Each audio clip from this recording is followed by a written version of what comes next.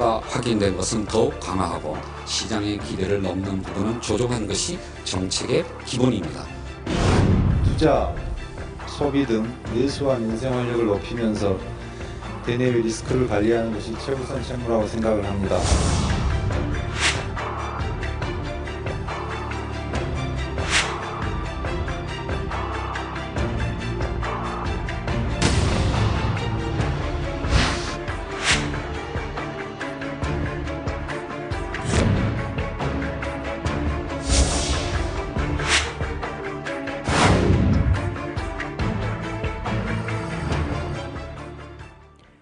청와대 핵심 경제 라인인 정책실장과 경제수석이 전격 교체됐습니다. 우리 경제 안팎으로 어려운 상황이 지속되는 가운데 가시적인 경제 성과가 반드시 나와야 할 매우 중요한 시점인데요. 월요일의 오아시스, 오늘은 청와대 경제 투톱의 교체로 이 향후 경제 정책에 어떤 변화가 예상되는지 박연미 경제평론가와 함께 진단해 보겠습니다. 어서 오세요. 안녕하세요. 자, 이번 이 동시 교체 상당히 갑작스럽게 좀 이루어졌죠. 그래서 한편에서는 좀 문책성 인사다 이런 분석도 나온 것 같은데요. 네, 예상치 못했던 시점인 건 맞고요.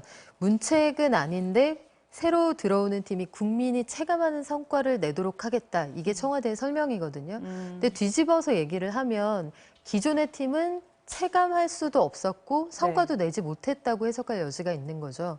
그렇다면 사실상은 기존 경제팀에게 좀 부족한 점을 새로운 팀이 채워줬으면 하는 그런 인식을 깔고 인사가 이뤄졌다고 보는 게 자연스러울 거고 네.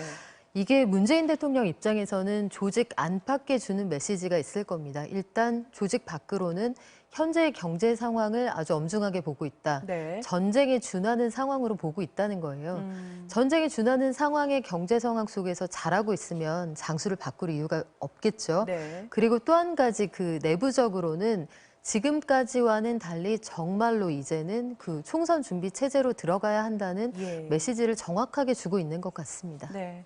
최근 경기 지표들이 무척 부진합니다. 지금 미중 무역 분쟁 예상보다 길어지고 있고 반도체 경기도 안 좋고 이런 대외적인 요인도 분명히 있겠지만 또 이 경제정책 사령탑에서는 그러면 그런 것들을 어려움을 돌파할 수 있는 어떤 정책적인 제시를 했어야 하는데 이 부분에 있어서는 분명히 좀 책임이 있다 이렇게 볼 수 있죠. 네, 책임을 물을 여지가 분명히 있죠. 일단 그 수출이라는 게 우리가 어쩔 수 없는 요인들이 있다고 해도 내부적으로 일단 홍보가 잘 되지 않았던 점들, 네. 다른 정책에 대한 정책 실패를 지적하는 의견들도 분명히 있는데 수출 실적이 이달 20일까지도 보면 지난해 같은 기간보다 10% 줄었거든요. 네. 그러면 중순까지의 실적이 그러니까 하순까지 전체적으로 봐도 6월 실적이 썩 좋을 것 같지는 않단 말이죠. 그러면 7개월 연속으로 전년 동월 대비 수출이 줄어들 가능성이 있고 이런 상황들이 길어지다 보니까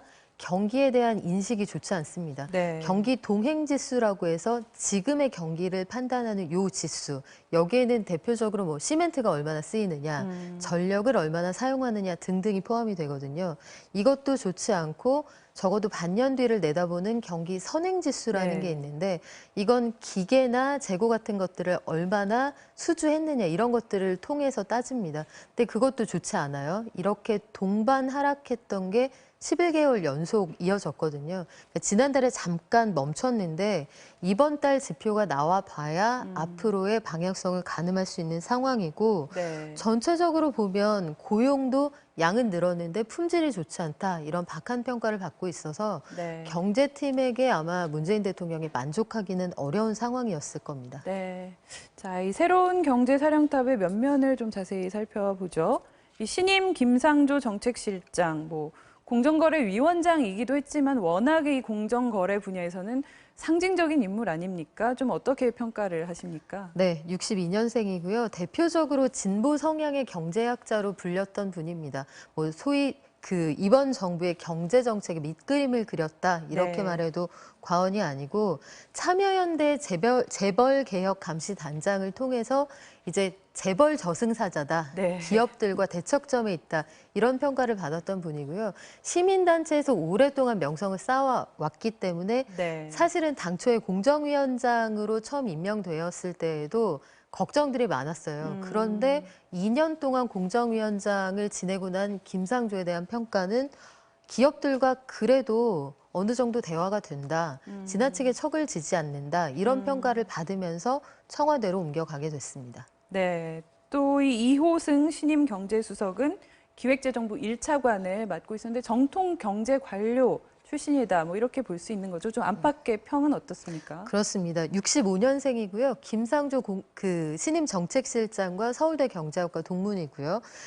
기획재정부에는 행정고시 32회로 입문을 했습니다. 네. 이제 공직에서 말하자면 경제정책국의 FM 라인을 통해서 성장했다 이렇게 볼 수 있고요. 기획재정부 안에서 보면 우리가 종합과장, 각 국별로 종합과장이 있는데 1번 과장이라고 부르거든요. 네. 가장 주요한 보직을 거쳤다는 뜻이고 기획재정부에서도 윤종원 전임 수석에 이어서 경제정책국장을 거쳐서 1차관이 되었으니까 거시경제 분야에서는 뭐 최고의 정통 관료다 이렇게 평가할 수 있고 상대적으로 좀 온화하다 이런 평가가 있습니다. 네. 각을 세우지 않고 위쪽과 아래쪽을 두루두루 좀 조율할 수 있다. 그러면서도 우리가 과거에 공무원들에게 요구했던 어떤 농경사회적 근면함 이런 네. 것들을 보여주는 관료입니다. 그렇다면 두 사람의 어떤 팀워크라고 할까요? 이런 부분에 대해서도 뭐 걱정이 많지는 않겠네요. 네, 저는 뭐 크게 문제 없을 거라고 보는데요. 이호승 경제수석의 경우에는 위아래 뭐 두루 잘 지내는 편, 온화한 성격의 소유자고요. 네. 김상조 신임 정책실장의 경우에도 제가 지난해 그러니까 10월 말에 인터뷰를 하면서 오랫동안 이제 대화를 나누는 중에 느껴지는 부분은 일단 배려가 있고 본인의 주장이 뚜렷하지만 상대방의 의견을 경청하는 입장이라서 합리적이다는 네, 거죠. 합리적인 평가를 받고 있습니다. 네. 자, 여기 다소 이색적인 이야기가 하나 있는데 이 전화기 통화 연결음 컬러링이라고 하죠. 이 김상조 신임 실장이 이번 인사 직후에 이 전화기 컬러링을 You Raise Me Up이라는 노래로 바꿨다. 네. 이 부분이 또 좀 화제가 되고 있네요. 한국말로 바꿔서 말씀을 드리면 당신이 나를 일으켜 세웁니다. 그래서 기자들이 또 놓치지 않고 물었습니다. 여기에서 말하는 당신이 누구이냐. 과거에도 김상조 신임 정책실장이 어떤 심경의 변화가 있을 때 이 컬러링을 통해서 의사를 반영한 적이 있거든요. 네. 이에 대해서 뭐 정확히 얘기를 합니다. 국민입니다. 국민들이 저를 일으켜 세울 수가 있고 그 뒤에 가사를 보면 내가 그냥 나 혼자일 때보다는 더 강한 나로 있을 수 있다 이어지잖아요, 가사가. 네. 그러니까 이걸 통해서 굳이 의미를 좀 부여해 보자면 한번 도와주세요. 열심히 해보겠습니다. 이런 뜻으로 이해할 수 있을 것 같습니다. 네, 뭐 국민을 더욱 바라보겠다는 측면에서는 뭐 나쁘지 않은 것 같습니다. 자, 이 앞으로의 경제 정책 방향 얘기를 좀 해볼 텐데 이 청와대는 일단 이 소득주도 성장, 혁신 성장 그리고 공정 경제 이 3대 기조죠. 이게 변화되는 것은 없을 것이다 이렇게 못을 박았는데 그렇더라도 이 큰 기조 내에서 어떤 세부적인 정책 변화는 좀 있지 않겠습니까? 네, 세 개의 축이 있다면 어느 쪽에 약간 더 기울어진다 이런 느낌은 우리가 받을 수 있을 거라고 보는데요. 사실 김상조 신임 정책실장을 임명하기 전에도 현 정부가 가지고 있었던 무게중심의 축은 이미 상당히 혁신 성장 쪽으로 옮겨갔습니다. 네. 이걸 대표적으로 어떻게 인식을 할 수 있냐면 올해 신년 기자회견에서 문재인 대통령이 올해는 국민들의 삶 속에서 정부의 경제 정책이 옳은 방향이라는 걸 확실히 체감하게 하겠다. 네. 체감의 방점을 찍었고요. 또 지난달 9일에 취임 2주년 생방송 대담이 있었잖아요. 네. 그 자리에서도 고용시장에서 나타난 부작용을 안타깝게 생각하고 송구스럽게 여긴다. 최저임금 10,000원 공약도 사실 반드시 그 스케줄대로 지켜야 되는 건 아니고 네, 속도 조절을 네, 여러 속도 차례 조절을 시사했죠. 하겠다. 네. 그리고 필요하면 누구든지 만나겠다. 또 최근에 나온 정책들을 보면 제조업 르네상스 그리고 삼성에 직접 찾아가서 반도체의 사람과 산업을 키우겠다고 얘기를 하잖아요. 네. 이미 이 정부가 가지고 있는 방향성은 상당 부분 그쪽으로 옮겨가고 있다. 이렇게 볼 수 있습니다. 자, 그러면 여기서 이 신임 김상조 정책실장과 이호승 경제수석의 취임 일성 잠깐 들어보겠습니다. 성과가 확인된 것은 더욱 강화하고 시장의 기대를 넘는 부분은 조정하는 것이 정책의 기본입니다. 투자, 소비 등 내수와 민생 활력을 높이면서 대내외 리스크를 관리하는 것이 최우선 책무라고 생각을 합니다. 자, 이 김상조, 이호승 경제 라인. 근데 당장 이 최저임금 결정 문제라든지 해결해야 될 현안들이 많죠. 그렇죠. 일단 지금은 성과를 내야 한다. 지표상의 개선이 나타나야 한다는 시점인데 사실 대내외 여건이 좋지는 않습니다. 네. 일단 이번 달 말에 하반기 경제정책 방향을 내놔야 하는데 이게 하반기의 경제 상황이 상반기보다 굉장히 좋을 것이냐 그렇게 보기는 어렵거든요. 네. 그러면 경제팀이 바뀌자마자 아마도 올해 성장률 전망치를 내려잡는 데에서 첫 업무를 시작하게 될 가능성이 큰데 그럼에도 불구하고 우리가 잘하고 있다고 내세울 수 있는 것이 무엇인지 그걸 찾는 게 아마 이번 경제팀이 가지고 있는 가장 큰 미션일 거고요. 네. 김상조 신임 정책실장이 그래서 취임 일성으로 이런 얘기를 하기도 했습니다. 경제 패러다임 전환이라는 게 1, 2년 만에 되는 게 아니다. 과도기에 굴곡이 있을 수밖에 없다. 다만 일관성과 유연성을 가지고 해나가겠다. 저는 여기서 유연성이라는 단어가 아주 중요하다고 봤는데요. 네. 현 정부가 가지고 있는 정책적인 토대가 되기 때문에 소득주도 성장을 포기할 수는 없어요. 그런데 유연성이라는 단어는 우리가 강론에서 이걸 추구해가는 방향은 좀 여러 가지로 고려해 볼 수가 있다. 네. 우리가 지금까지처럼만 하지는 않겠다. 이 가능성을 좀 열어뒀다고 봅니다. 네. 자, 이 재벌 저격수라는 별명의 이 공정거래위원장이 청와대로 자리를 이동한 건데 재계에서는 어떻게 조금 놀라는 분위기였습니까? 어땠습니까? 일단 좀 의외다 이런 반응이 있었는데요. 뭐 걱정하는 쪽에서는 여전히 공정거래법이나 상법 개정안 같은 것들의 개정이 강력히 필요하다고 주장했던 분이 네. 청와대 정책실장, 우리나라의 정책을 총괄하는 자리로 갔다는 게 부담스럽다. 대표적으로 그 김상조 정책실장이 공정위원장 시절에 공정거래법을 개정을 해서 그 일감 몰아주기 이런 것들은 강력하게 처벌할 수 있는 규정 네. 보다 강화하게 되거든요. 이게 아직 국회에서 처리가 되지는 않았지만 방향성이 뚜렷한데 가면 기존보다 빡빡한 정책이 나오지 않겠느냐 이런 우려가 있는 반면에 네. 또 한 가지는 가까이서 본 김상조 공정거래위원장은 생각보다 대화가 통하는 사람이었다 이런 네. 평가도 꽤 많아요. 해서 그 어찌 보면 지난 정책실장들보다 오히려 대화가 더 잘 될 수 있다. 기업들의 사정을 더 잘 알고 있으니까 한번 지켜보자 이런 분위기도 있습니다. 네.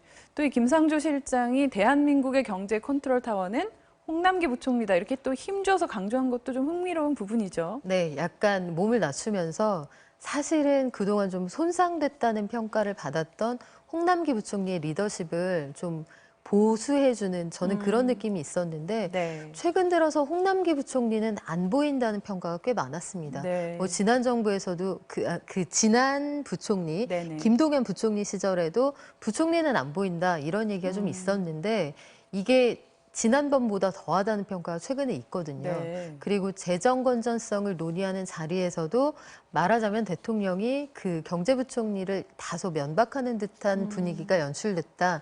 이런 얘기가 흘러나오면서 경제부총리나 경제부처에 면이 서지 않는다는 얘기가 있었는데 김상조 정책실장이 그쪽에 힘을 좀 실어주고 본인에게 지나치게 스포트라이트가 비추는 걸 좀 막아가면서 우리가 같이 갈 거다, 잡음 없을 거다 이런 것들을 강조하는 것으로 보입니다. 네.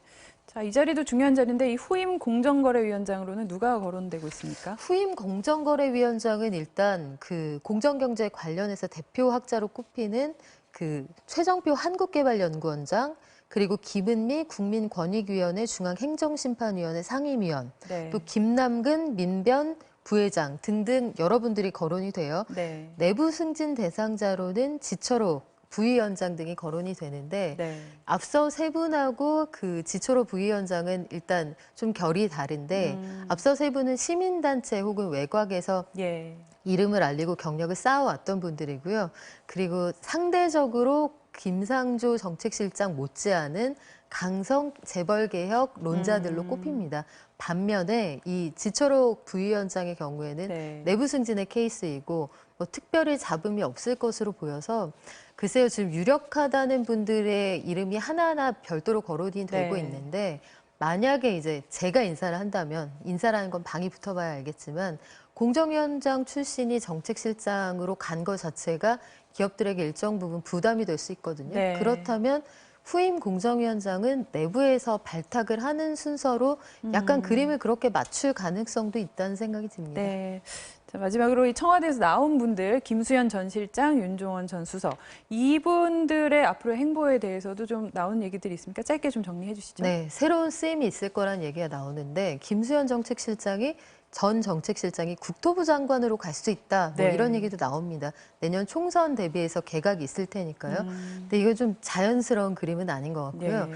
윤종원 전 경제수석의 경우에도 뭐 금융위원장 등으로 거론이 되는데 글쎄요, 본인이 고사하지 않을까 이런 생각도 듭니다. 네. 자, 박연미 경제평론가와는 여기서 마무리하겠습니다. 오늘도 말씀 고맙습니다. 고맙습니다.